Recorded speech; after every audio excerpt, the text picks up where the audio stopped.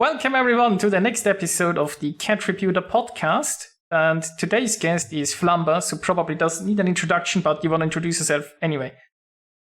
Hello. Okay, that's great. So let's start with the first topic, I guess. Wargaming has finally graced us with another dev blog, and it's about submarines, because we haven't talked about them enough yet. Well, spicy topic straight off the back.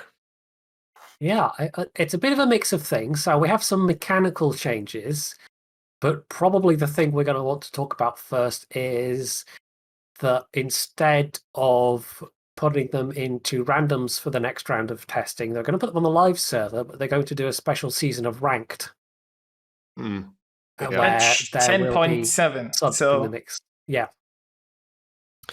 I haven't really been through the dev blog because of my eyes recently. I've been struggle reading, but I do remember that brilliant idea of Wargaming to put them in rank system, because as we all know, that's how you implement stuff. You put it in any form of competitive, and then of course you spread it to your regular game. I mean, it's just a logical way of things in life. So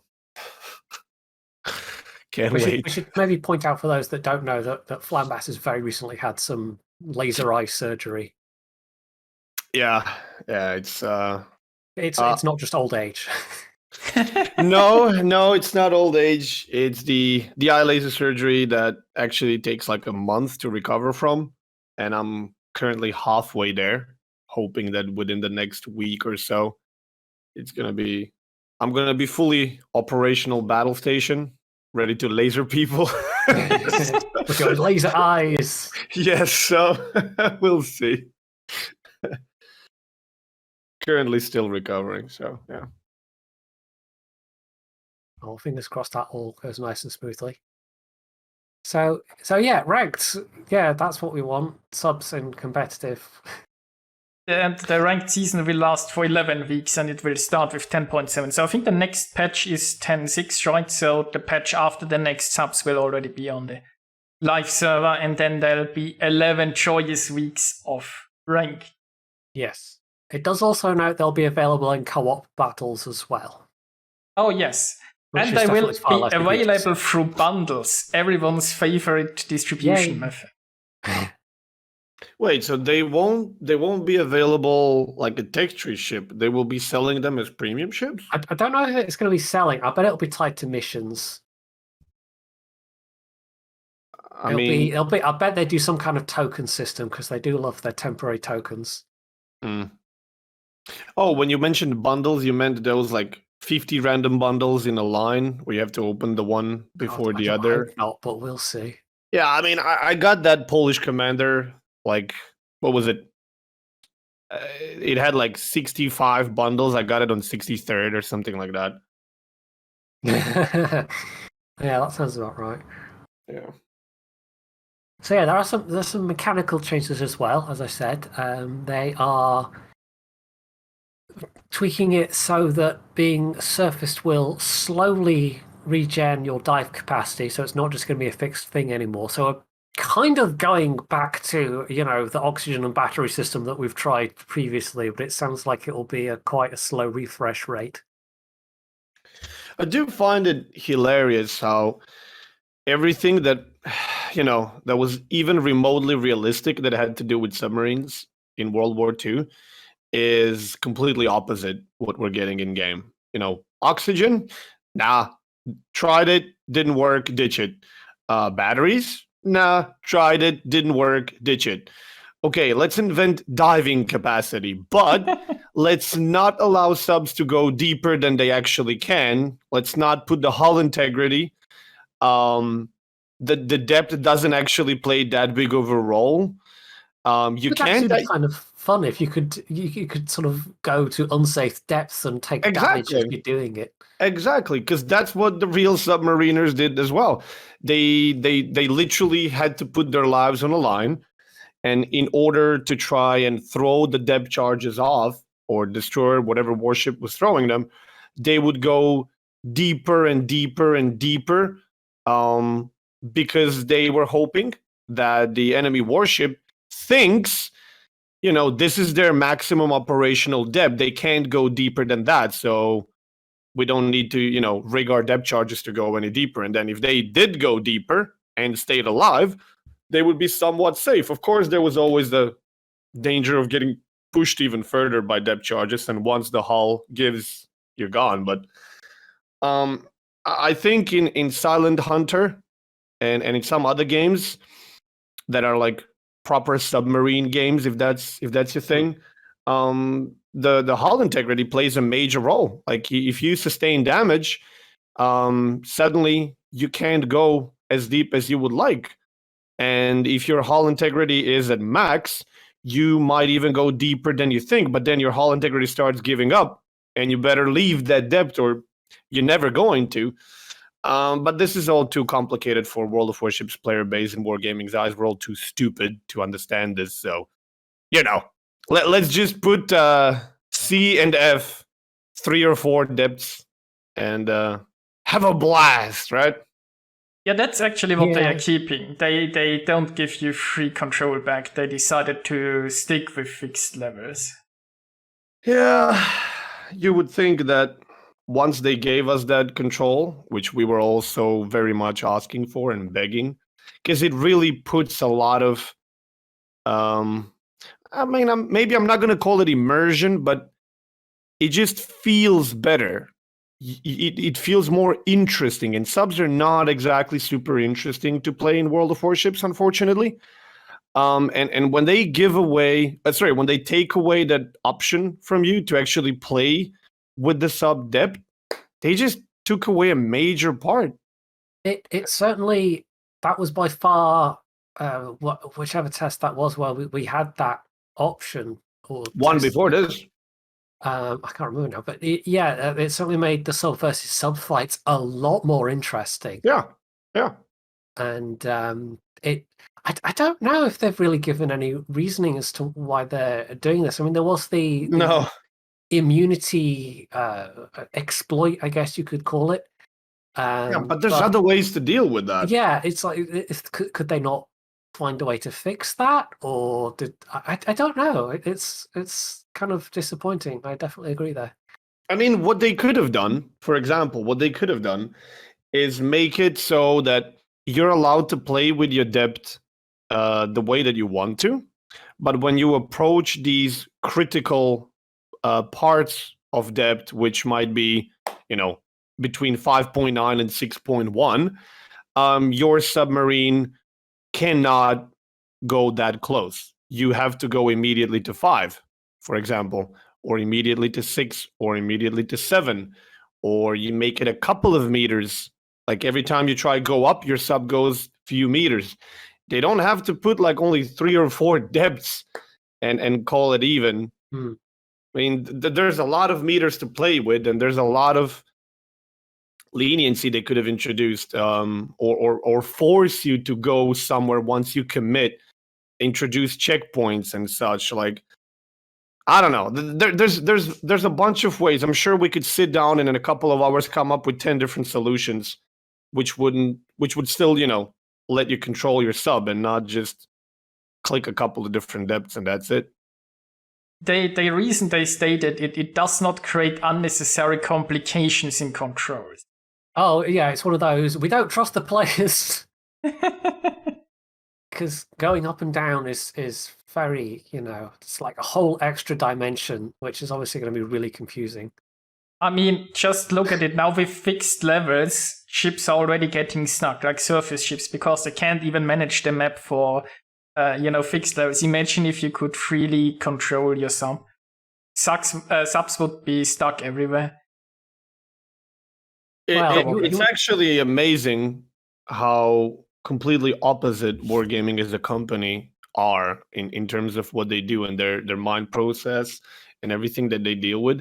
Like, now that they're finally layering the seabed, and where you might actually finally have a chance to, I don't know, put your sub on the ground, right? Mm-hmm. And maybe try to put yourself in a ditch somewhere and see if that helps. And stuff like that. And not to mention if they would introduce this critical depth, or you can go as deep as you want and have fun. Now they took away the option to actually manually play with the submarine, and now we're back to those automatic controls, go up or down, and that's it. It's just, if they did that in the beginning, which they did, it made sense. And then one of the first and most important and repeated feedbacks we given them was, give us the manual control. So they did, and then they were like, no. This is too fun, sorry. Yeah, Yeah, I mean, fun is clearly not allowed. I do remember that was a very, very requested thing, and the fact that we had it to play with, and that it actually did bring some measure of fun when fighting against other subs in particular, and frantically diving because someone's dropping depth charges on you or whatever. That was the thing that wargaming struggles with very much. It's like one of their fundamental problems in the matrix is being able to define what fun is and how much of it we need it. Because I can tell you one thing. Two that I can remember, two of the most requested feedback features in terms of what the players would like was, give us the manual control of the depth and give us deck guns. We want to use deck guns. Now, if you stop and think about it, actually, how much use you would have out of this deck gun? Very little to none. But if you have, like, I don't know, I'm going to shoot some random numbers out of my ass here. Let's say 75, 90%, whatever. Majority of the feedback that you see, people are telling you, give us deck guns. And you try to tell them, but your deck guns will be very futile and it's going to be unnecessary risk. We don't care. Give us then fucking give us deck guns, bro. Give me that 88 so I can light, I don't know, a Bismarck on fire with one secondary shell when I hit his superstructure, and I don't know, damage his whatever. If that's what the players want, then let them. And look at what's really important about this. Look at the amount of armor and health the submarines have. Deck guns would not be useless against each other. Mm-hmm. Suddenly, the whole surface sub v sub battle would make a lot more sense. There would be something to do. They wouldn't just rely on these torpedoes, which some reload far longer than the others and so on. But now that they've finally given us deck guns, they made it secondary. So, yeah, of course, we needed more RNG in the game. I mean, if I remember correctly, didn't the way back in Halloween of 2018 when we had the scenario, which was the very first introduction of submarines in any form, I'm pretty sure some of those subs had like secondary deck guns on them as well. So they've kind of been a thing from the very start, but it's just taken this long for. Are you sure? Are you sure they weren't just decoration, like aesthetic? I'm pretty sure there was at least one of the subs that had, like, they didn't all have them, but at least one of them had some kind of possibly secondary deck gun. Yeah, but it's not even about how useful these things would be. Not to mention in a sub v sub, where their idea is clearly to make you spend most of the game on the surface anyway. With a recent test that we had, which was pretty ridiculous. Yeah. Because then you just end up as a terrible destroyer. It was just so stupid. Like such a. I was like my major fear with subs and wargaming was, I have a feeling they're coming and they're coming soon.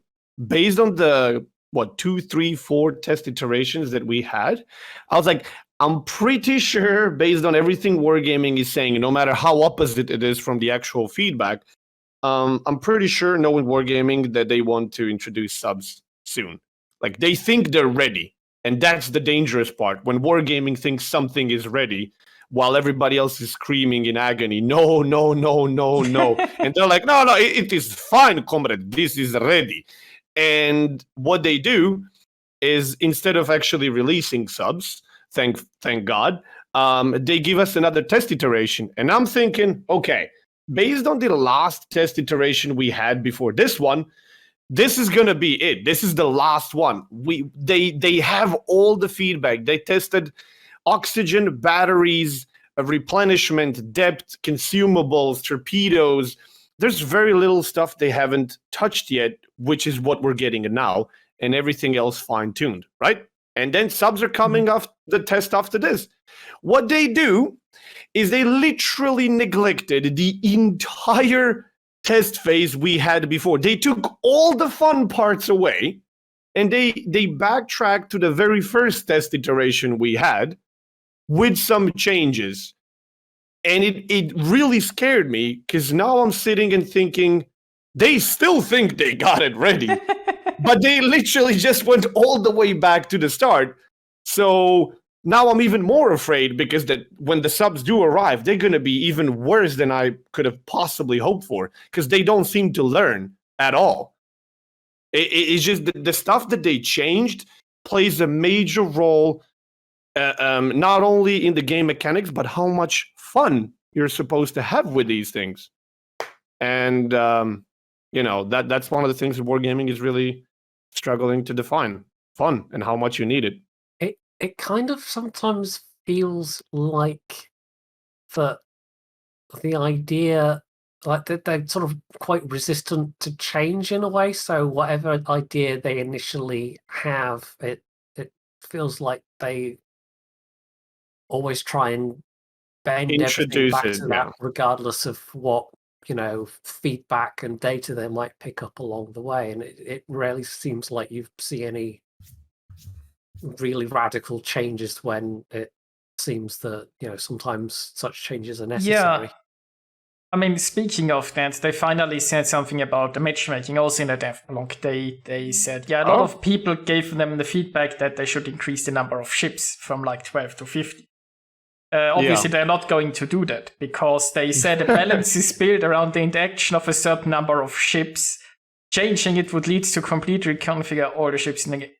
Basically, they are using our argument, but they're twisting it around, right? We're saying, the maps are designed for 12 ships, and now they're probably less because so many are under the surface.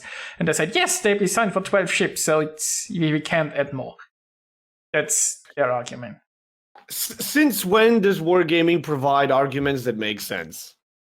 Like I stopped reading dev blogs with a hope, like an actual realistic hope that what I read is going to make sense and be a logical step in progress a long time ago. They don't.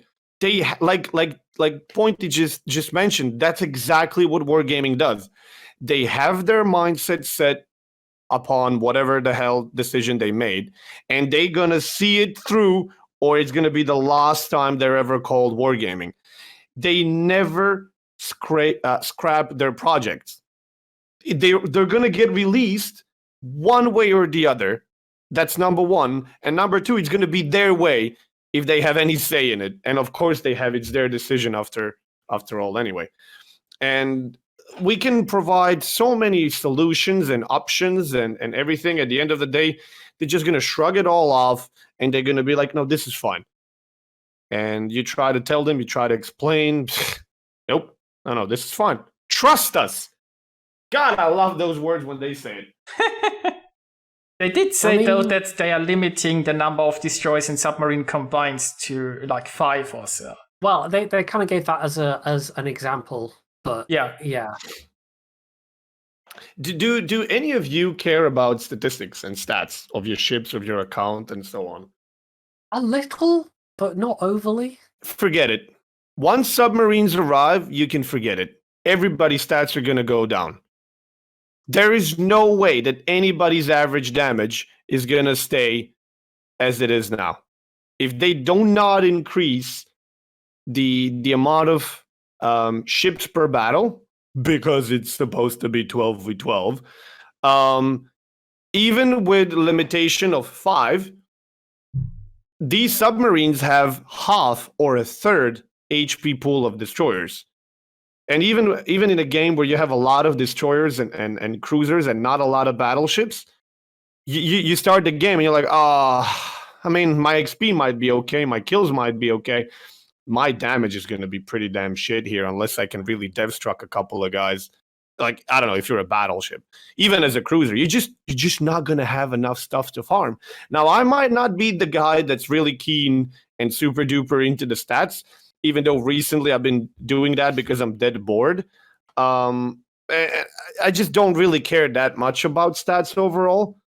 But when you start a game, you have a number in the back of your head that you know you want to achieve just about any game you play based on the tier and the ship class. If we have 2 subs and 3 DDs every game and a carrier, that's 6 ships you're never going to see and probably never going to shoot. And even if you do, they have very little HP to give you anyway. So, yeah, I don't know. I mean, if I'm honest, damage is one of the stats I really don't care about. Obviously, it's nice if you have like a 300k damage game once in a while, and so that's very satisfying. But honestly, I care mostly about winning. And when I look at my average stats, the one stat that I somewhat care about might be my win rate. But other than that, like, I mean, wargaming isn't rewarding any supporting actions like raidering a ship, spotting for the team, and so on. I mean, there are lots of things that you can do other than damage that aren't rewarded anyway, right? So, I had games where I had 0 damage and still end up in top 3 or top 5. It's possible. It's possible if you have like a lot of capping, a lot of scouting, a lot of planes, and I don't know, for some reason other people just weren't that successful and stuff. It's doable, but you know how many of those games I have? You could probably put it on the fingers of both arms in like 25k games.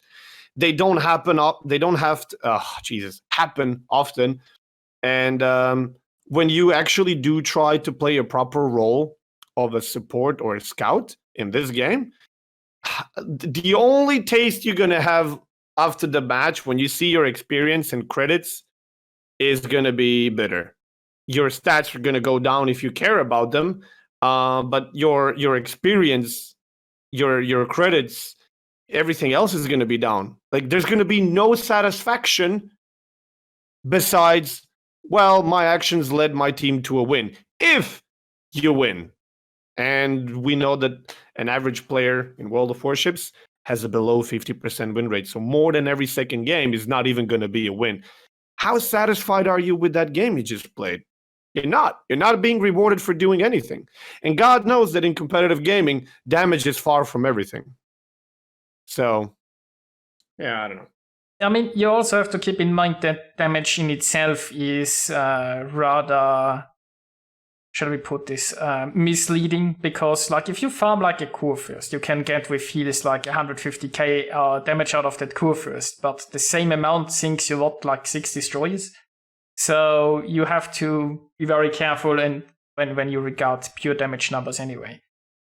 Oh, absolutely. I'd rather sink 6 destroyers than sink 1 Kurfürst. Absolutely, any time of the day.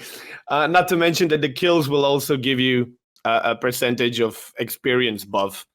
Even if it's like just a one damage kill, it still gives you that buff, whatever it is in percentage. But it's not about like, oh, I need to have hundreds of thousands of damage. It's just like when you play a lot of games, and when you like in the case of us that really play a lot and have just about everything, what are you going to focus on? Besides, you're trying to get the most out of every match you play. And then damage just becomes one of the standards. You're like, I don't know, if I'm in a tier 8, I'd like to break 100k at least, right? Especially if it's a battleship. It goes without saying. And then if you have a game where there's one battleship, a bunch of cruisers, which are just running away or suiciding too fast, a bunch of DDs and a carrier you never get to shoot, man, my game ended with like, what, 50k and a kill. Now what? It feels like a waste of time, if you know what I mean. I mean, I understand where you're coming from a bit, but personally, I never have gone into a battle and expected to reach a certain damage number, right? The number is really not I care about. I'm happy when it's high, but I've come out of tier 10 battles with 27,000 damage and I was happy. Well, obviously that was more like in a destroyer where maybe I've sunk another destroyer, taken a few caps and so on, maybe not in a battleship. But when I'm in a battleship, I'm more likely how many secondary hits can I get. That's much more satisfying for me than the damage number, I guess. Yeah, but that's good. I mean, the less you care about stats, the happier you will be as a person, as a player playing the game. I've learned that many, many years ago, and it hasn't changed till today. The more obsessed you are with stats, the less fun you're going to have in the game. Because if you are obsessed with stats, every game needs to be a bit better than the one before in terms of stats, because otherwise your stats are not going up, right? And there's a cap, there's a limit, there's a checkpoint, which once you reach, it starts getting exponentially harder to keep it, let alone improve it. And then you start being angry and disappointed and agitated, and you start trying to do more and more, and then you fail more often, and then that starts being very irritating, and you can be very unhappy. And at the end of the day, you have to ask yourself, why am I even playing this game anymore? So for you, that's good. Like, the less you care about stats, the more fun you're going to have, personally. True. I think you can see a lot of that in World of Tanks with the somewhat infamous XVM mod, where it not only, I mean, it does a whole bunch of things, but the thing it's most famous for is estimating a win chance based on the kind of all the win chances, or you know, all the kind of global win rates and average damage and what of all the players that are on each team. And it, you know, it really didn't do anything except engender a lot of toxicity for most players. Some players would take useful information from it, but you would get an awful lot of players that would just look at what XVM was telling them and go, oh, I won't bother then, and just YOLO in and kind of... I think that kind of ties into what you're saying about if you care about the stats too much, if that's all your focus is, then it's well, there's going to negatively impact your enjoyment. There's interpreting stats, and then there's misinterpreting stats, and not just stats, information in general. I have more than 30,000 games in World of Tanks myself. I've played the game before World of Warships was even in the making, and I had XVM installed myself, and I wasn't using it to see the estimate, like what is my chance to win the battle, because one very important thing that people forget is in World of Tanks, there's 15 versus 15, right? So you have 30 players that make split-second decisions for the duration of 15 minutes. Those rare occasions where a game goes longer than 2 to 5 minutes, right? So each decision that every player makes is going to impact the outcome of the game. Just because you have like an 80% chance to win doesn't mean, especially when you know it, doesn't mean that you will do all the right things, and that those people who usually do bad things 7 out of 8 times are going to do this time the bad thing as well. Maybe they just had 7 really bad games and they're pissed and they're going to play super careful all of a sudden. And then you are that 8th game where they perform miraculously well, better than their stats would, show. That's one thing people really, really forget when it's just pure math. But it doesn't mean, even when you have 99% chance to succeed, dude, there's 1% chance you're going to fail, which means if there's 100 of us in a room and one is going to get his toe stepped on a Lego, there's a small chance it's going to be you, but there's 100% chance someone is going to do it. And people forget that just because the game says you have a really good chance of winning, that doesn't mean this is a free win, let's go. And I've seen that a lot in World of Warships, even without people seeing stats. Oh, we got Flambass, that's a GG. Dude, the amount of games I lost where people said that in my team is insane. It feels like they just left the PC. They just went AFK and do everything for them. You can't act like that. The more disrespect you show to your enemy, the bigger the chance you're gonna get punished for it. It's plain obvious. I mean, everybody who has that's the played, point. everybody who's That's the played point where XCOM stats- knows. Yeah, that's the point where stats start playing against you. Like, you see you have a better chance of winning, so you're going to take bigger risk, you're going to play dumber, and suddenly you're going to get punished for it.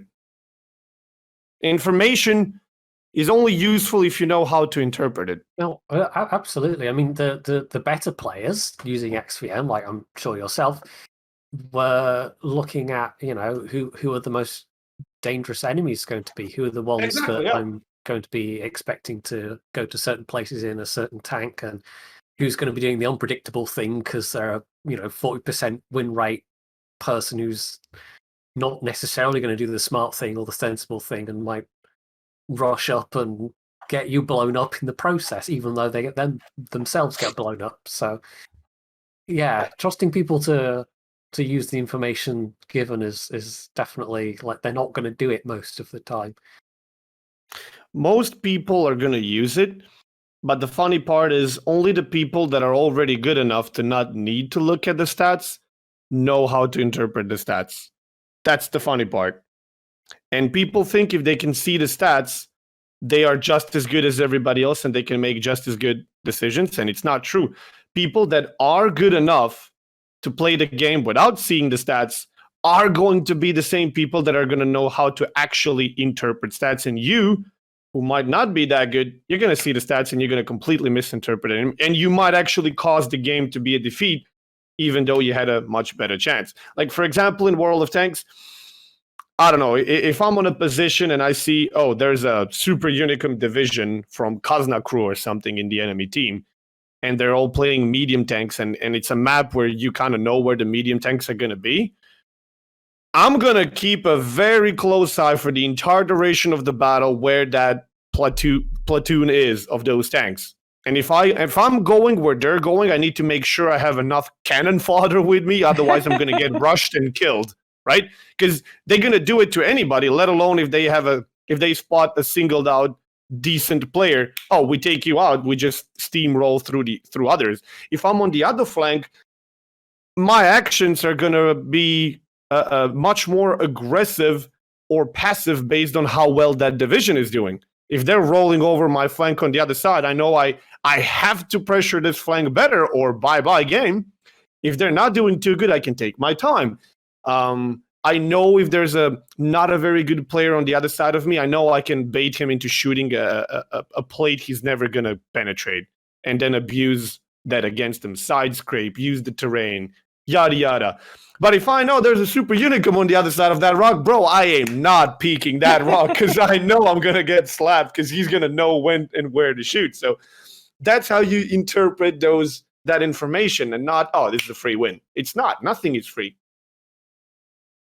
Yeah, I mean, it's the same in Warships. When you see like that there is a good destroyer division with like a good radar ship, then you know when you see like the destroyer that the radar is gonna be lurking there, right? It's this, and you know that they are going to shoot you, right? And you know that they are going to focus you, and not hit you. Yeah. Yeah.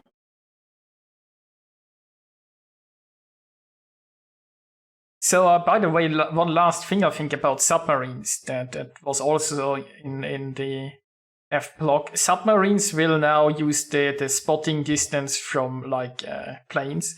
So basically, submarines can't really see for themselves anymore. Wait, no matter where they are in terms of depth, including surface? Surface ships will be detected by submarines from the same range as from planes. Therefore, reconnaissance will not be the main task for subs.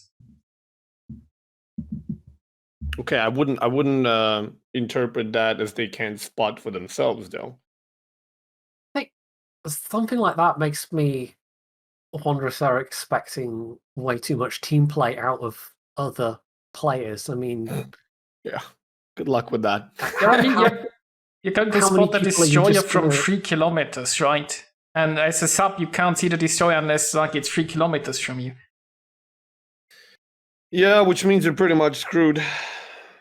I mean, that's really good news for destroyers, to be fairly honest. One of my major fears with introduction of submarines was destroyers were literally about to lose their last main feature that they're known for. Like there's so much hydro, so much plane, and so much radar, and you're always the one with the least amount of health, armor, always the tip of the spear, always the first one to get shot at. Like you have all the odds stacked against you, which makes it by far the hardest class to play. And now they're gonna take away the last thing DDs have, which is the best concealment. I mean, what else can they take? There's nothing else. It's a dead horse, and you just destroyed it. You vaporized it. You poured antimatter over it. Like there's nothing left. So I'm happy that that's going to be the case, but that's going to make it really difficult for subs. Yeah, like it's Wargaming still doesn't know what they want with subs, I think. They just, I don't. This has always been my problem right from the start. Is I just don't see what role they're supposed to occupy in World of Warships. Well, I mean, it's pretty obvious why they're introducing submarines, though. And it's pretty obvious that there's. Sorry? Make money? Content. Yeah. What are they going to do? They already introduced majority, right, of what people want and what they can. Now, yes, of course, there's still a whole bunch of ships they can do.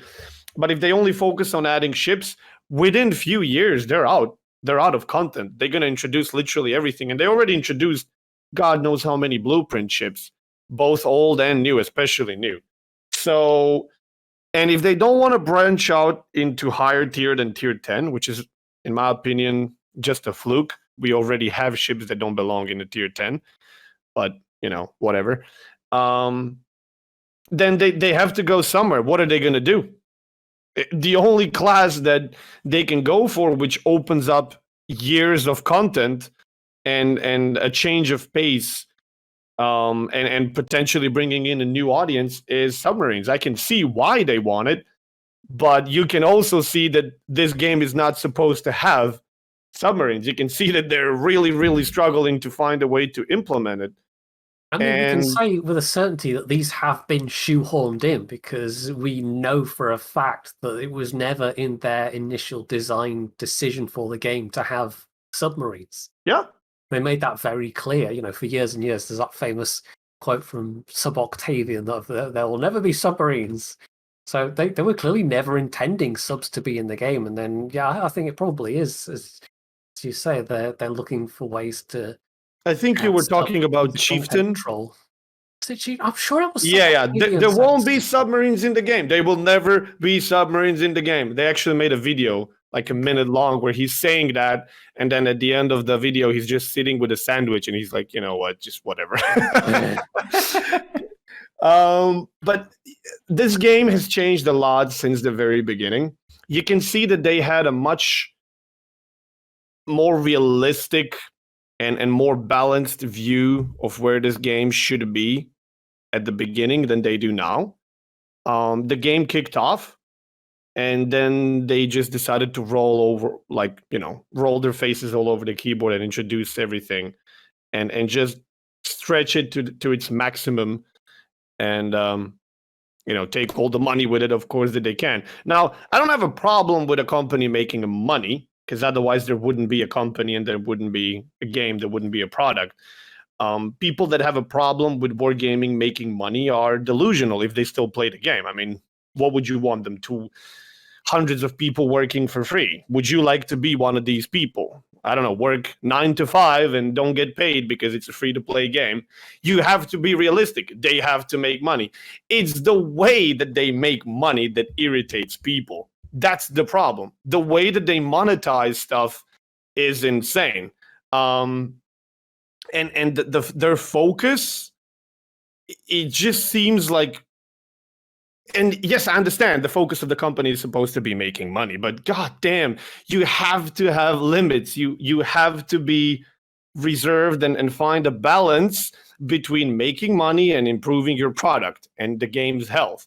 And I feel that on a scale where on one side we have game's health and on the other side we have making money off that game, making money is like a rock, and balance of the game is like a feather. And that feather is not even on the scale anymore because that rock hit the scale so hard in the last few years that the feather just flew off the scale. That's how I feel the game is for a long while now. It's just they're sucking all the fun out of it with all these super duper questionable and unbalanced decisions. And we're sort of getting into inevitable consequences of capitalism territory at this point, really, aren't we? yeah, Well, call it what you want. I mean, but I mean, that could lead us into the next topic, like the Yukon. The Yukon could have been an easy win for them and a printing money, yeah, okay. but This is a good segue. oh my, they fucked that up. That's even for wargaming. I didn't see that coming. Well, I guess we did see that coming because even like a few weeks ago we discussed about Poor Mouse and how she's being ignored. But obviously I didn't even realize just how bad it was. Yeah. The only thing that surprised me in the whole thing with Little White Mouse was that they actually apologized and tried to own their mistake. That's something that's a little bit odd for wargaming. Well, yeah, that's the one thing you can point out as an improvement. They didn't try and prevaricate and beat around the bush like they have done multiple times in the past. They did one thing which is questionable in terms of their apology. Like, sure, I give them that much. They apologized and they tried to own the mistake. The only question now is what are they going to do about it? But I do love how relatively subtle they tried to throw a random XYZ person that used to work in the company and is no longer working here, and all the blame just shifted on that XYZ person, and that's it. We're just going to throw a random guy that might not have even ever existed under the bus, so nobody gets to actually pick up the blame for this, and we're just going to apologize and show our sincerest feelings towards our dear community contributor who we cared for so much in the past 1.5 years that we couldn't even communicate one very simple thing, and everything is going to be good. So, like, as far as we know, this person might not have even existed. It literally could be just an imaginary person that they decide to throw the blame on. So they're done with the blame, they're done with the apology, and now they're going to do something to shut everybody up. For example, give her a camo and call it square. Like, I'm not saying that it's true. I'm saying as far as we know, it might all be just whatever. And it could be. It might as well be true that there was this person that was doing, his job or her job very responsible, and nobody else. I just find it hilarious that nobody knew about this besides that one person. And when he left, he didn't leave any recordings, any written anything, documentation about it. He just left. Gets especially facepalm because Little White Mouse, like weeks before the launch of the Yukon, she was trying to get the attention of the community team and to let them know her side of things. And of course, they had no clue. And then she was made this offer about the temp camo thing, but that had kind of already happened. So again, proving that they hadn't actually read the logs, the materials that she had provided, that they were just kind of so unaware, even after the initial the fuss or whatever you want to call it had happened. So it was just kind of like a big face palm followed by a small face palm on top of that because they couldn't even get it quite right then. Has any of you been to any of the CC summits in the past? No, I've never been invited to one. Okay. So one thing that I've learned over the years dealing with wargaming, and the latest CC summit was just insane eye-opener in terms of just how up in their world they are, which is totally lifted off the ground and in the clouds. One thing that I learned over the past years is the only way to make wargaming actually, and I put a very big quotation marks here, realize, be aware of the mistakes that they're about to make or will make, is to make a huge fuss about it. And it's one thing that they are trying to kind of stop, put an end to, people just setting up fires and going in rebellion and full on viva la revolucion. You know, they're trying to contain problems when they smell the fire. But it's the only thing that gets them to move. They will not flinch until they see that there's a fire on the horizon. It's just the only way to make them move. And the funny part is, it's not even that the communities try-harding to start these fires. They're the ones setting them off. We're just the ones looking at them, looking at the fire, looking at them, and they're just walking away like they didn't just start a fire. And then we're running after them, calling them, you just started a fire, hello? And they're like, no, it's fine, no fire there, comrade.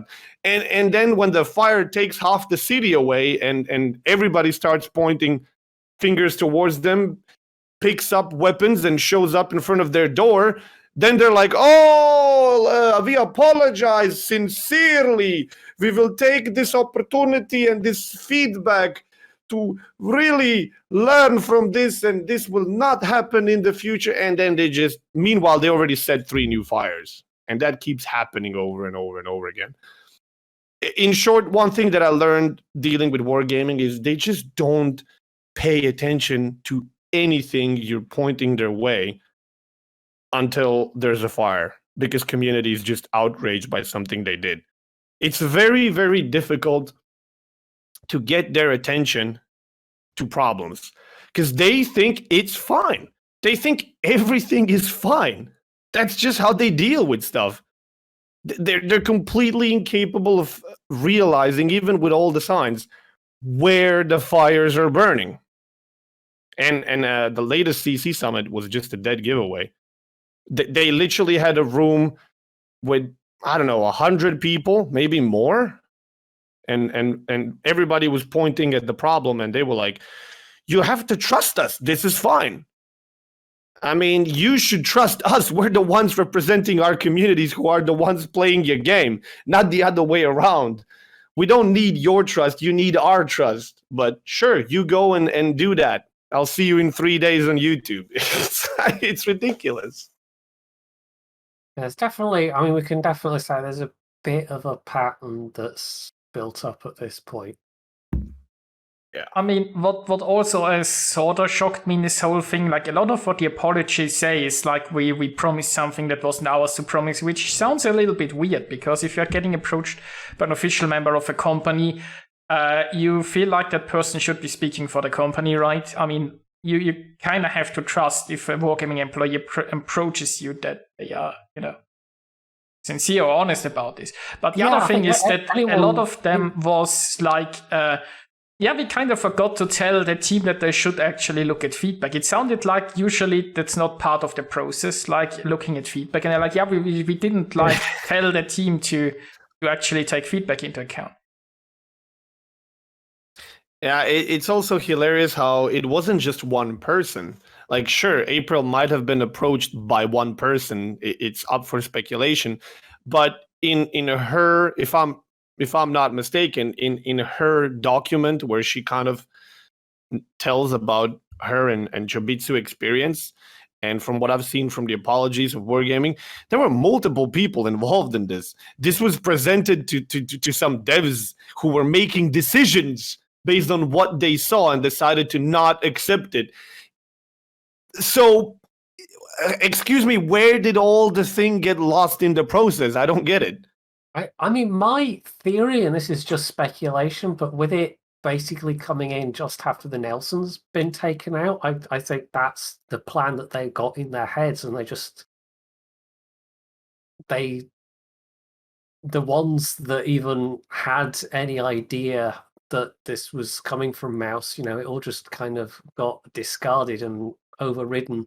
But of course, Mouse was completely left in the dark about all this, which is why she feels so bitter about the whole thing, and kind of, rightfully so. Yeah, I don't actually know how big of a reach she has, like how Yeah, many it's hard to know. people. She's very well regarded by all of us CCs. Exactly. That's the thing. I honestly don't know how big of a reach she directly has with her audience. Only she could disclose that information. But I feel like the majority comes from the rest of the CCs who all have tremendous respect towards this individual. The amount of work that she puts is beyond admirable. Like, she is absolutely insane when it comes to the work that she puts and the detail and the depth that she goes to. And she's basically, well, I mean, I don't know how much does she have, if she has any sort of income from what she does, but it's not like Wargaming or any of us are paying her to do it. And she goes on her own accord to such incredible depth, and she educates Wargaming and brings their mistakes, which they should be aware of, that their ships are not turning as much as it's listed, that they're longer than they should be, that they're sitting deep. It's like, where are you coming up with all this? Like, you're insane. That maybe also speaks towards the kind of internal communication issues that we might speculate about in Wargaming, that stuff like that slips through, that A lot of stuff slips through there. yeah. But it's just that the rest of us, at least the ones that I know, all seem to have such incredible amount of admiration and respect towards this individual that no matter how small or big her reach personally was, the rest of us were just angry. Like, the rest of us were just ready to fucking throw rocks at Wargaming, because how dare you? Honestly, how fucking dare you at such an individual who does so much work for you for free and takes so much of her time and puts so much effort? How dare you not even do something so simple and fair? Like, yeah, you can throw punches at the likes of us, right? We're used to it. I don't know, but don't there's certain figures, if you know what I mean, that you don't touch. You don't throw mud on certain people. They're like saints. And she's like a saint within a CC program, if I can call her that way, because she is incredible. Like, she's so far away from the rest of us, with no disrespect to any of us, of course. It's just, she's a world of her own. I'm surprised that she's not working for, I don't know, the companies are just not throwing themselves at her feet based on the incredible work she does. And that's how this kind of thing picked off, really. Like, when we all saw her messages and read her report, we were just like, you fuckers. Like, you really did this to her? From all the people to her too? Yeah. It feels like Mouse puts more work into the game than people that are paid to work on it. Oh, absolutely. Oh, I'm sure she does. I'm 100% sure she does. Far more work. She's insane. I mean, I absolutely wouldn't blame her if she just stops putting as much effort in, giving as much feedback. I mean, I, for one, I don't bother with the detailed feedback anymore. It kind of feels like I'm throwing it into the void at this point. I know Clyde feels the same. Well, most people. Yeah. Like, CC Discord is like a graveyard. It's just graveyard of feedback that nobody uses properly. They just say they do, but they really don't. Otherwise, we would see results. And that's not me speaking from like a high branch or anything and be like, oh, you just think you're so elite that some company should listen to you. No, I think they should listen to reason. There's a difference. They don't have to listen to me, but they should listen to hundreds of thousands of people who are, their customers, and whatever. I just get so bloody irritated just thinking about logic and wargaming in the same sentence. It is I mean, the change they made a while back. I can't remember if I've talked about this on this podcast before, but I know I've talked about it at some point in some place. possibly YouTube. That's very helpful and specific. But yeah, the changes they made with being able to show work in progress ships was kind of a good thing and a bad thing, because it meant we didn't necessarily end up with people getting false expectations about what a ship would be based on earlier test versions. But at the same time, without that kind of swell of public reaction to some of the more questionable concepts, Which is the only way to make them yeah, actually do anything. that kind of feels like the only thing that was really getting Wargaming's attention at times, and now we don't have that. Now it's just our feedback, and that doesn't really feel like it has that much of an impact. See, the difference, here's the really funny thing. The difference between now and then is back then, we thought we could make a change. We thought we could make a difference. That's the really funny part. And with all of our testing, with all of our feedback of the ships that were still in the, in the process of actually being balanced, we thought we had it nailed to the wall, and they were going to know what to do with these ships now. And then they would just release them completely and utterly broken, right? Some of them. And we would just bash our heads on the wall. We just couldn't believe it. We provided all of this detailed pages of feedback, and you're telling me that you saw no reason in any of this, and you still decided to go with your own thoughts.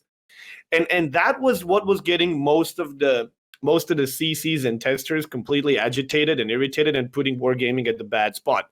So Wargaming naturally decided to get rid of us by not really getting rid of us, just limiting what we can say. And now they are releasing exactly the same products as they were before, just overpowered and broken. The only difference is we don't know about it until it's too late. Problem solved, right? It was a great solution. To me, it feels like ships used to be more like handcrafted, like back in the day. I'm not sure when exactly they started to go this bad, maybe 2 years ago or something. But back in the day when they were still listening to feedback and still trying to make good ships. And when you told them that concept doesn't quite work, or that there are two different concepts that you're trying to mesh that don't work, right? They used to listen to things like that. But these days it looks like it's just like an automated factory, right? Somebody comes up with a concept, and then they throw that concept out, and then it's getting tested, and then it's only a spreadsheet, right? They say, okay, tier 7 battleship, damage needs to be between A and B, test it. Damage is not between A and B, adjust reload, test again. Okay, now we have on the spreadsheet, we have the numbers that we want. Okay, release. And whatever anybody else says, they don't care. If somebody tells them this is not fun, or this is bad to play against, or that the concept makes no sense, so none of this matters, because the only thing matters is there is a spreadsheet, and there is a certain number that you have to have in the spreadsheet, and you test until you have that, and then done. Yeah, I mean, when the only thing that you pay attention to is numbers on a piece of paper, that's the only, if that's how you're going to shape your product, you're going to make a shit ton of mistakes that shouldn't be made, or that you can avoid, because a piece of paper doesn't say everything. Imagine this. Imagine a battle where you have 100 men versus 100 men, right? And your 100 men are good enough to beat 99 with almost losing nothing, no casualties. Because it's 100 really well-armored foot soldiers that are going up against 99 peasants with nothing. But the last guy in the enemy team, if you want to call it that way, is like a mountain troll or some shit. And he literally kills most of your men. So 100 men versus 100 men. In the spreadsheet, you won with 7 foot soldiers left. It's a victory. It was a well-balanced battle.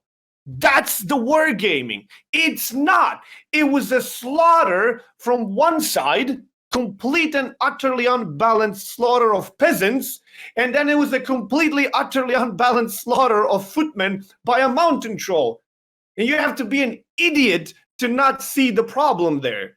That's how they balance their game, because the end product says that was a balanced battle and it was a close-up match. Let's go to the next battle. That's how they balance their game. Yeah, I agree. Like the thing is, the spreadsheet doesn't tell you everything, as you said. And the problem is, the other question is how accurate is your data? Because you can't just like look at how somebody does in a new test ship. You have to compare it to how they do in similar ships. But what if they don't play similar ships, right? What if you only have old data for similar ships? What if they haven't touched a Bismarck in 2 years? Then you can't really compare the data to that. It takes so much data to get good data and to actually make a usable spreadsheet that they probably never have that in testing. So they don't longer listen to logic or to concepts or to anything. The only thing they listen to is the data that's probably flawed. Well, I mean, they did like 3 years ago, to be honest. I mean, for me, the kind of the point where I feel like it really started to not go off the rails, maybe that's too strong a phrase, but things started to get a bit worrying was it 2017 when the whole Graf Zeppelin thing happened? That was another one of their famous prior gaffes, when they spent a whole weekend after it initially released insisting it was fine and players were just playing it wrong, and the bomb drop, mechanism wasn't bugged, it was working as intended. And then a couple of days later they kind of grudgingly admitted that yes, okay, maybe there was a problem, and then it went through that whole rather excruciating extended rebalancing process. And I just there were a few ships that required so much testing after they were already being sold. Yeah. But I mean, back in the day, at least you have to say they try. I mean, the Graf Zeppelin was a mess, but they tried to balance this ship for half a year. It wasn't like, yeah, we've got to release this in 1 month. I mean, originally it was like we got to release this ship in 1 month because it has to be ready for Gamescom or something, right? And then they admitted that they were wrong, and then they tried to fix it in was complete mess. But at least it wasn't something where they said, yeah, okay, this is fine now. Well, not after the first couple of days, anyway. Yeah, the thing is that they made a mess because they didn't listen to feedback, and then they tried to fix the mess by like listening to the community, and then they realized that having like too many people balance the ship also didn't work out. And then half a year later, they had another broken mess, and then they gave up, sorta-ish. But, that was time when they tried. These days, if they release something like a Smolensk or so, they are like, this is fine. And then a month later or so, they're like, we are going to remove it from the shop now, but we would like to mention that it is still fine. Yeah, that's one of the golden things about wargaming, is whenever you try to approach them and tell them that something is wrong, they tell you that it's not. We will take a look at the data and we will get back to you. And then, lo and behold, someone from Wargaming comes back to you and says that it's fine. I mean, you already knew it was going to be fine. Like, it's always fine. It's not like anything is broken in World of Warships, according to Wargaming. So he comes back to you and he says what you already knew he was going to say. So you try to argue and you try to tell them that it's not. And then you get some higher up coming up in the Discord and telling you that you're out of place, and that you shouldn't be talking with disrespect or anything like that. This is not a place for that, even though you're just trying to share your feedback. And you might have gotten a little bit, heated up. And that at the end of the day, it is your feeling.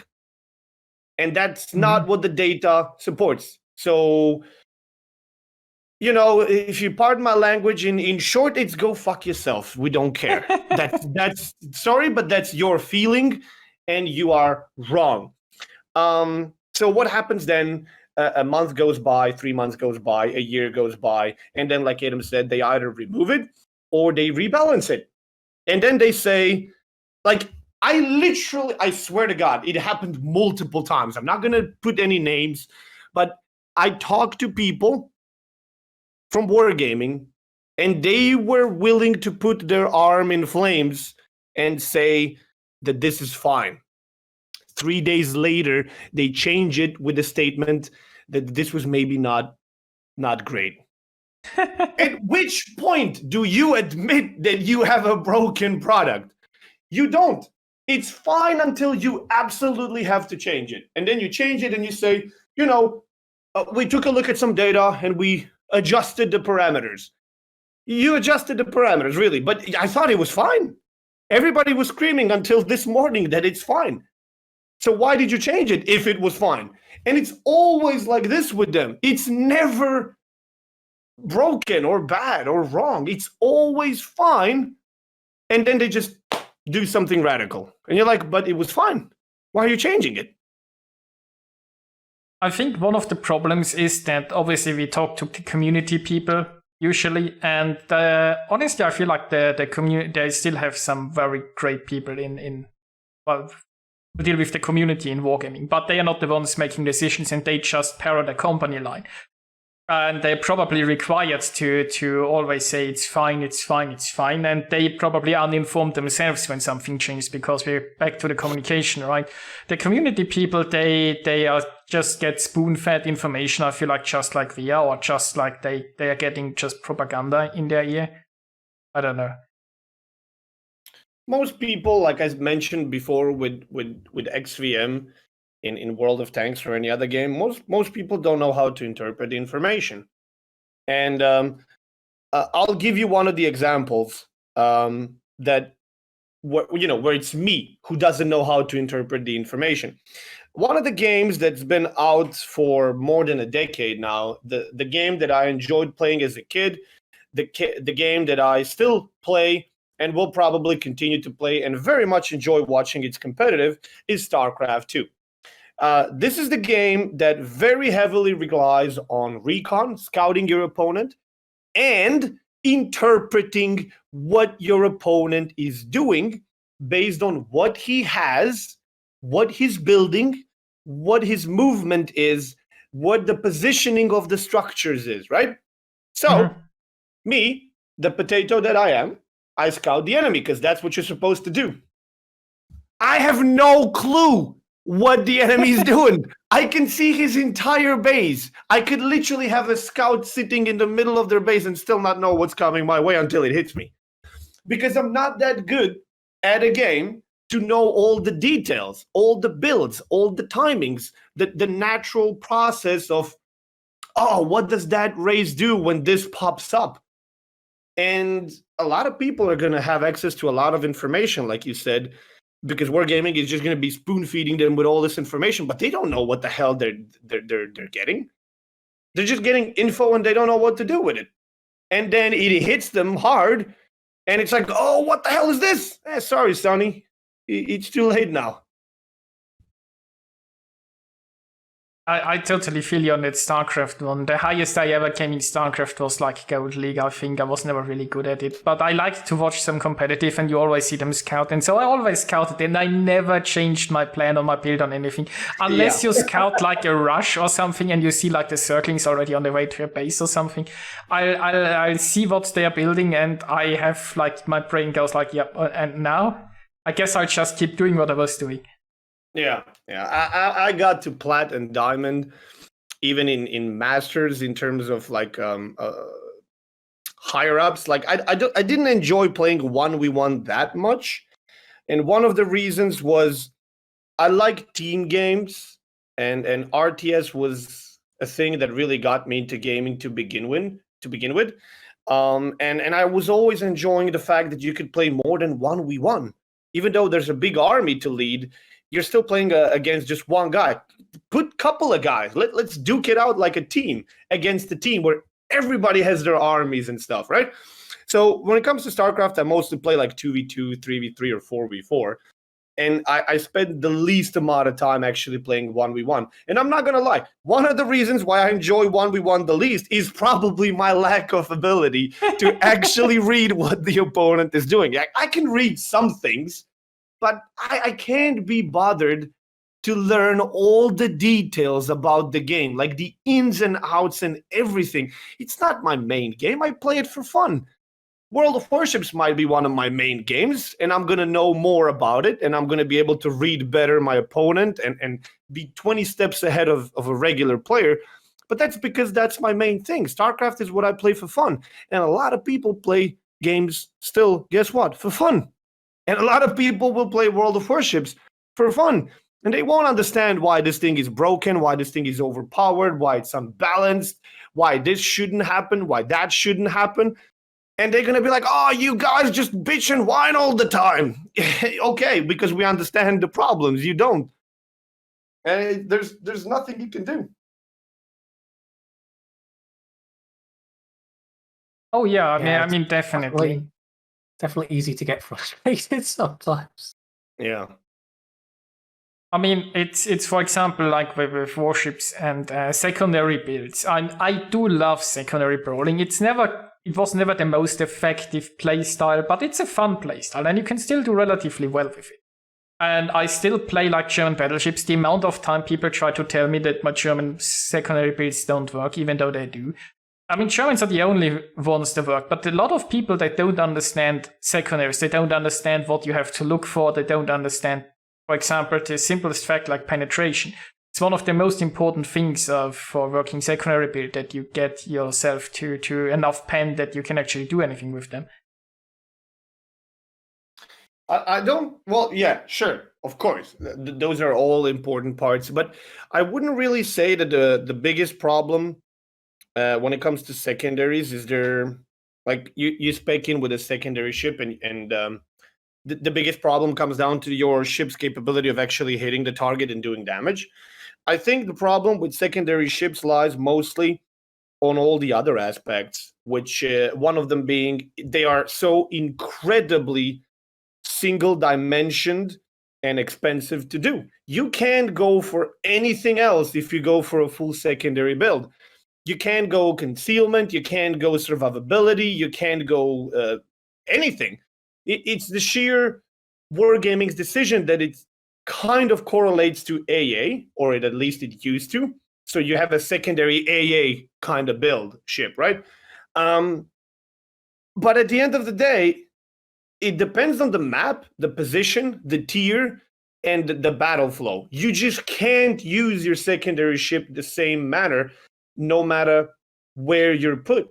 There's a lot of aspects that takes an experienced player to properly interpret. Now we come back to that information again and the value of it in order to make the secondary ship work properly. There's going to be games where you're going to be wreaking havoc, and there's going to be a next game where you're just going to get burned down. You're not going to be able to reach anybody even with your secondaries. And if you try, you're YOLOing. And a lot of people are just not going to know when to push and when not to, where, against who, with what, how much, backup plan, and stuff like that. A lot of people just don't understand that. And that's, I think, where the majority of the problems lie when it comes to secondary spec ships. They're incredibly expensive and one-sided. And you can either make them work or you can't. Most people can't. I mean, I agree that secondary ships are very hard to play, but it's very limited number of ships where secondaries can work. It's basically only the Germans and the Key. Technically a Shikishima, although I wouldn't recommend trying it on a Shikishima, but it's basically the Germans and the Key, maybe some lower tiers, but I don't think any other nation has currently a ship with secondaries that can be made to work. Oh, I mean, a lot of people love to go French. French battleships and secondaries are extremely popular, or at least they used to be. Yeah, but they suck because they can't get the necessary pens. You can't get 32 millimeters, and you can only get, I think, 27 with one of your two caliber secondaries, which basically means half of your secondaries can pen cruisers and none of your secondaries can pen battleships, and they aren't accurate enough anymore to go after destroyers. People just look at the hits and they say, oh, I got 300 secondary hits this game, and then they did 10k damage, right? Because that you need to look at if your secondaries are able to do damage, not just if they get hits, right? If I do that same in a German, I'd get 80k damage, not 10. Yeah, and the difference is not only the hits and the damage and the range, it's also what you give. Like, German ships are pretty hard to citadel, have very good armor, and they have a lot of HP pool. And French, well, not really. So can you afford to stay up in the range of your secondaries long enough to actually make them work, and then enough to make them valuable, where you would have been doing better if you weren't that close, for example? Yeah, I mean, it can get worse if you try it in a shop out where all your secondaries in the back and you really just want to sit nose in. Oh God, I love to see people secondary spec the Jean Bart and then stay in their spawn. And I'm like, oh my God, somebody please revoke this guy's ability to play this game. It's just criminal. I guess everyone's got that kind of pet thing that they think should be like. I definitely agree about secondaries. I think we talked about that with Clyde a bit as well. I seem to remember.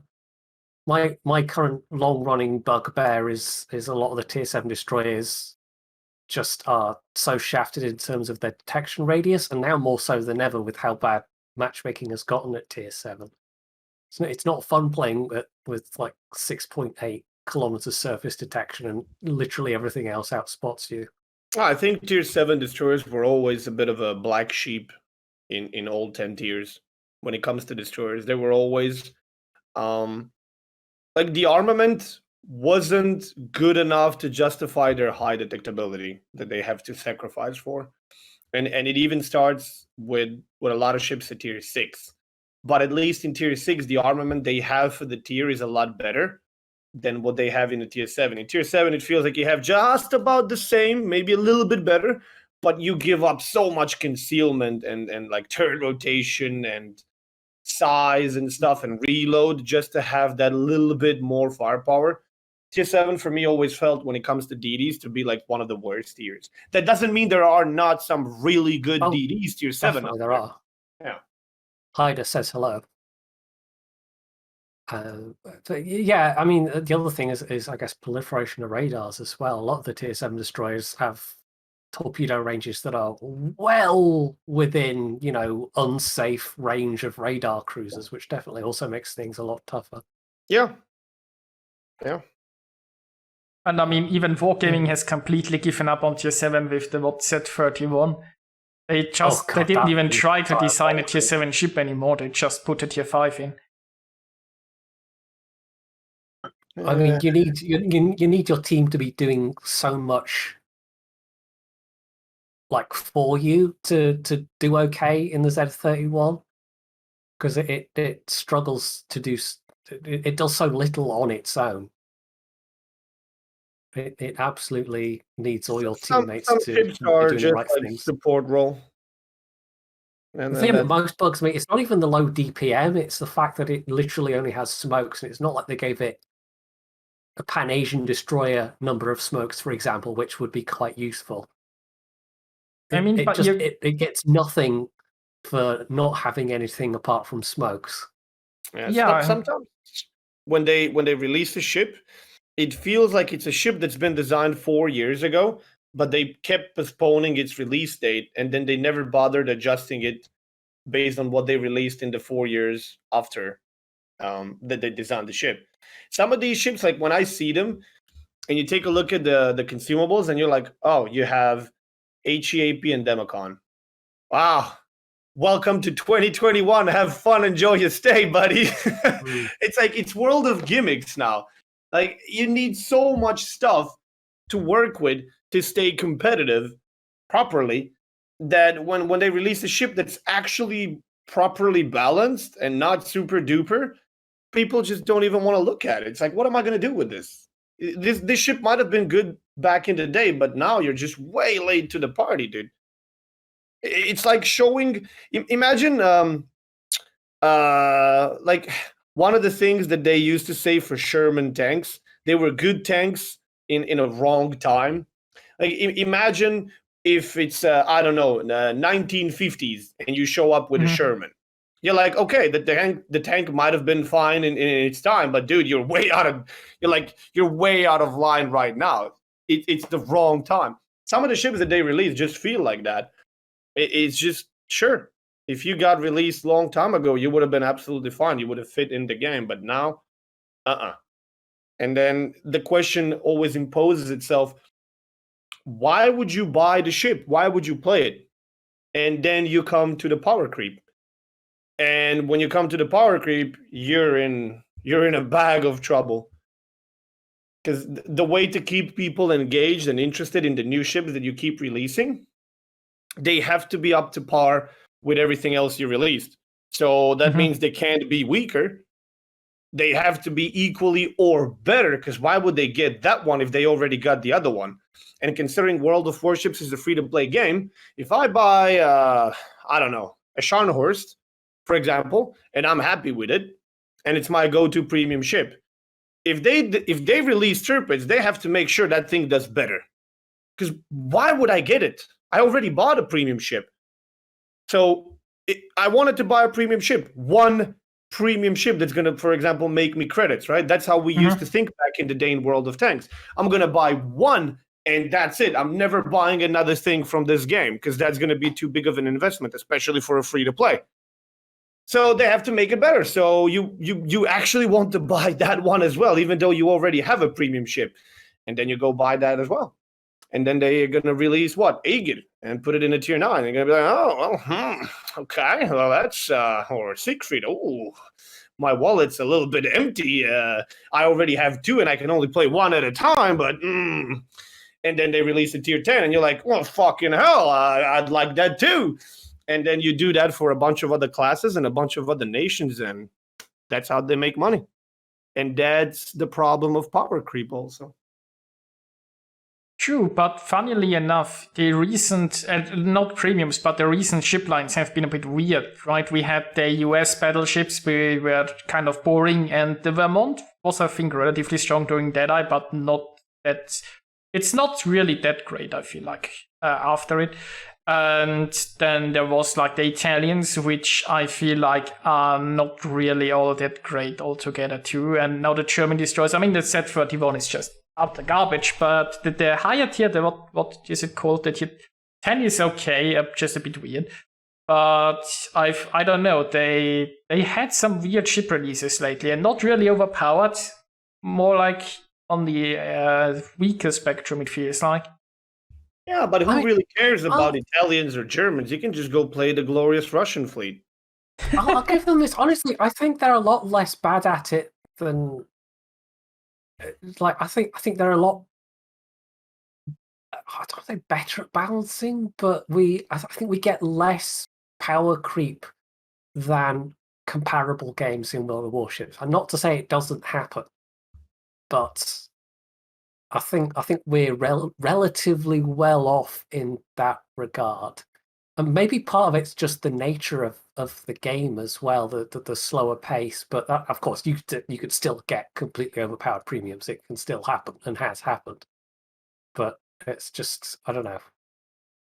I think I want to be at least a bit fair to Wargaming here. No, I think Wargaming just has periods of time where, and it's probably due to the PR, the thing that, internal PR relations that they're not going to give you. It's like we have a period of time where we're going to release some extremely questionable stuff, and then we're going to release some extremely questionable stuff in the opposite direction. Just stuff that's just there because we want it to be there. We don't care who gets it. If anybody buys it, that's just extra money. We're just going to release it, and at the end of the day, you can always point the finger and say, look, we have some ships that are far from overpowered, right?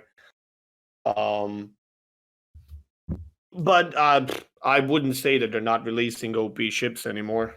Like, I don't think that's ever going to change. Probably.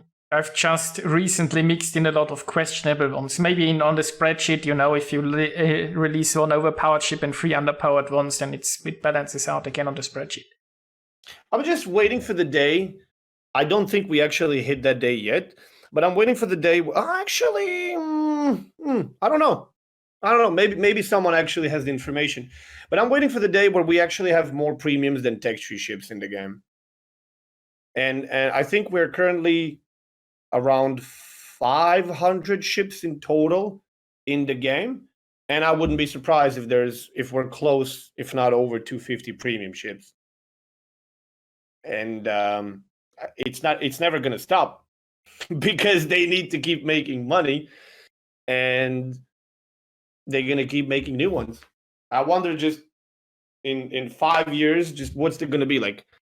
1/3 texture, 2/3 premium. I mean, so many of their releases in the last 2-3 years, it's just been a constant dribble of increasingly blueprint vehicles, basically.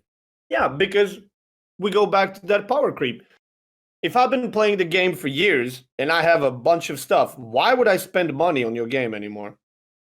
Unless you release something that beats everything that I have. And I'm like, all right, fuck it. This one more time. I'm going to get this one more tank so I can beat everybody. And then in a year, there's another one, and there's another one, and there's another one, and there's another one. And that's how they make money. Because if a new player arrives in the game now, they have like 500 ships to choose from, dude. There's not a tier in the game besides, I think, tier 1, where you don't have a premium ship. And you can buy it for like 7 different currencies. So you have all the options in the world, depending on how big your wallet is and how much time you have on your hands. But if you're a veteran of the game, you already know what's good, what's bad. You already, well, you should know how to play stuff. You know your own play style. You know what suits you. And you probably already have a bunch of things. You don't need to spend money at the game. And eventually, your interest in doing the same thing over and over is going to die. You're going to want to go, you're going to want to move on and do something else. And the only way to keep is to keep bringing in new content. And if they need to keep making money and they want to make money off of you too, then they need to make something bigger, better, stronger. And hello, power creep. That's very true. Something stronger just sells a lot easier than something that's on par with what is already there. I wish they would maybe just throw out less ships and focus on other content too, because ships themselves shouldn't, like they focus too much on new ships, right? It feels like they're throwing out like 5 new premiums every month. Instead, they could like maybe do 2 and instead go give us maybe more maps or design some visuals or whatnot. Yeah, I wish. I really, really wish. I feel like we're getting new ships faster out these days than ever before. We have what, like 15 ships in the test period all the time. We used to have test phases where we would have 1, maybe 2 or 3 test ships. That's it. And you would play those ships until you know them inside out. And then you would write these. Do you remember when they used to have like these feedback forms? I don't know if they still have them. Where it was like 10 pages of questions and then a lot of blank space where you could provide your actual feedback that's not their questions and stuff. Does anybody do that even anymore? I mean, what's the point? If you diehards do. There's just so many of them and they're coming in so fast. And then on top of all of that, I can't actually play them on stream or create any content of it, which means my 4 to 8 hours a day that I spend, gaming and doing my work, I can't actually do that part of my work. So I should probably not eat, not spend any time with anybody else, and steal a little bit of my sleep so I could go test their ships and fill their forms. So they could just lovely ignore it and release a broken product anyway. It's brilliant. Yeah, I've stopped playing test ships, right? Because I barely play this game when it's not on stream or so. So Also, I also had the problem before that they wanted you to play, I think, about 50% without a division. And I've a while ago stopped playing. Like I rarely play solo these days because I usually have a friend online that wants to join. It's just, funnily enough, multiplayer games are more fun with friends. I mean, who would have thought, right? Yeah. Yeah, I haven't played ships. If we don't count one game in co-op that I played a few days ago when I think it was Tuesday, I tried to see if my eyes will handle World of Warships. My eyes would have none of it. And the RNG, missing a well, not missing, but shells flying all over the place, shooting a broadsiding point blank Yamato just made me immediately remember why I enjoy playing this game on an everyday basis. If we disregard that one test game, I can't remember the last time I played this ship in my this game in my free time, and I can't possibly know the reason why I would ever want to do it. And it didn't used to be the case. I used to spend half a day streaming and then making some YouTube content and then popping on Twitch, taking a look who's live, and then seeing if they have space in the division and go play with them and have fun. I can't remember the last time I've done that. I can't remember what was the last test ship I ever played. It was that long ago. I have no idea. I can't remember what was the last feedback form that I filled in for them, because what's the point anyway? It's like, it's pretty sad. It's pretty sad. True. And it's such a great game. Yeah, I mean, the sad part is I still have fun with it. I mean, I wouldn't be playing it otherwise. When I stream it, I still enjoy it. Yeah. There's way too many things that irritate me to say it as simple as you just did. I definitely don't play like more than a couple of games in each ship. There just isn't the time these days. Like even as someone that does try and look at at least some of the test ships, like they do just give you so many to go through. That like I almost feel sorry for the super testers, because they probably don't get to just play normally. All they have to do is there's just so many test ships for them to go through. I would love to know why super testers do it though. If it's not the obvious prestige, even though I hate to break it to you, and I hate to be the one who sounds disrespectful or anything like that, but from what I've seen, the community overall does not have a high opinion of super testers. So if you're only doing it for prestige and you have these tons and tons of games that you have to do in order to keep being a super tester, I don't know, man. I really question why you're doing it. I know why we did it, because we thought we could make a difference. We could show our audiences, which was our job, new content that's upcoming, and everybody wants to do that. But if you're a super tester, you can't do that. You are under NDA. You can't show squat. And you're probably not even a content creator yourself. So why are you doing it? That's my question. Like, why? Well, I mean, if there is like a beta for a game, or there is a beta for an expansion, or there's some early access stuff, a lot of people want to just be the first to take a look at it. Or if you're really into a game, like, I mean, it doesn't have to be Warships. If you were really into an MMO and there is like a beta for an upcoming expansion, a lot of people will be just really interested in just to first see it or get the hands-on experience. So I guess if you're really passionate, I can totally see why you'd want to be a super tester, right? And if you have enough time on your hands anyway, I mean, why not? Yeah. Well, I could give you 101 reason why not.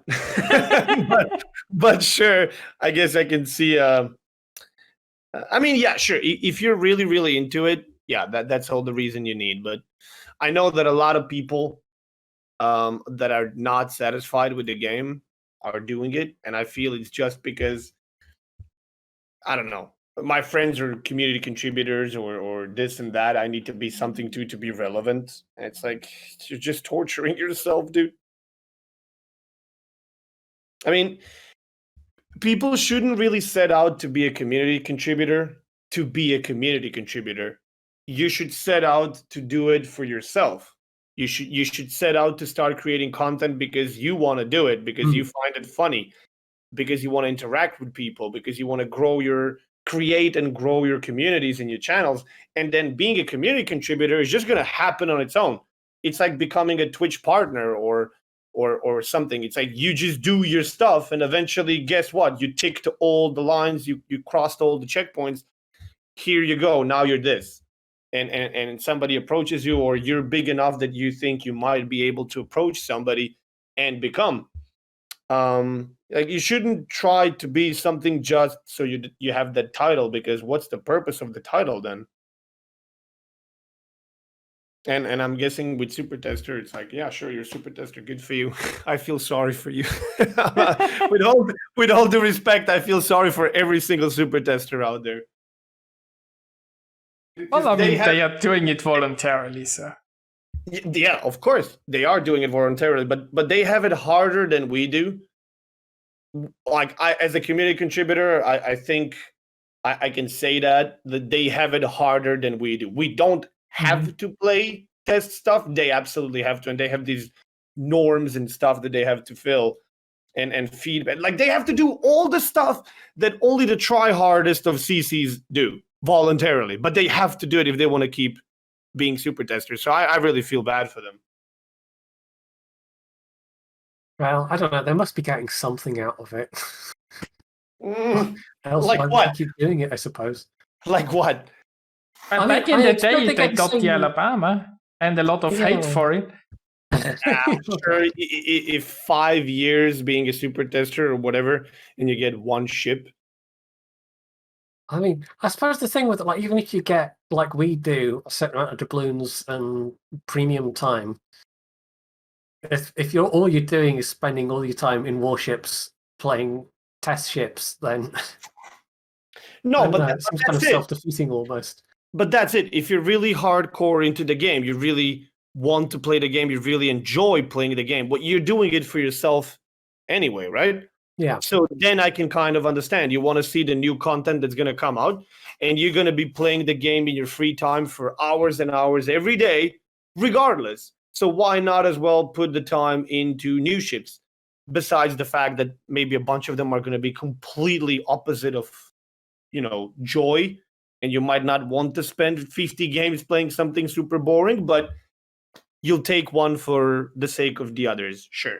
But I know a bunch of people that, or at least maybe some of them are still not, but they used to be super testers, and most of them were just like, oh, yeah, I became a super tester, woo! And then 2 weeks later, I'm not a super tester anymore. It's like, what happened? Bro, I can't do that. So, yeah. Yeah, it's sort of a job. It's you go in probably thinking it's going to be a blast, and then you figure out it's basically an unpaid job. It's a chore, yeah. Well, time-wise, it's getting on a bit. I mean, well, just before we started, Flambass was asking, so how long do you think we'll go for? And Atan's answer was, well, we aim for about an hour, but usually it's more like an hour and a half, and we absolutely have met that, if not gone over an hour and a half at this point. Slightly. No? Fine. I don't know if there's any other pressing things people want to talk about, but I think we're probably not far off wrapping this up now. Yeah, I think we covered about everything we wanted to talk about. Well, it was a bit of a ranty episode, but sometimes you do need to be a bit ranty. Well, Wargaming has just given us a lot to rant about it the last week, haven't they? Yeah. Oh, that's what they're best at. Fuel for the fire. All right, so whereabouts can we do anything other than Twitch, Flambass, to like YouTube or other social media stuff? I don't know. You might do Instagram or TikTok for all I know. Yeah, and OnlyFans. Oof, that's my favorite. No, I mean I release pretty much everyday content on YouTube, and I have a Twitter and a Discord channel, pretty big one as well. So that's about it. If you want to come and join, there's a Discord channel. If you want to watch games of various different ships on pretty much everyday basis, there's a YouTube. And if you want to see pictures of my cats and some stuff that occasionally happens, there's my Twitter. But that's you should have given us some cat pictures at the start, so we could have had your cats on the screen as well as our cats. Yeah, I actually only saw that, noticed a little bit ago, and I was like, yeah, I have 2 cats that could have been there too, but it's fine. It's fine.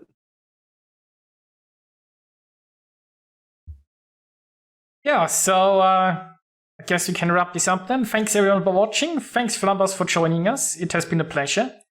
Well, thank you for inviting me. Have a good night, everyone. Bye. Bye-bye.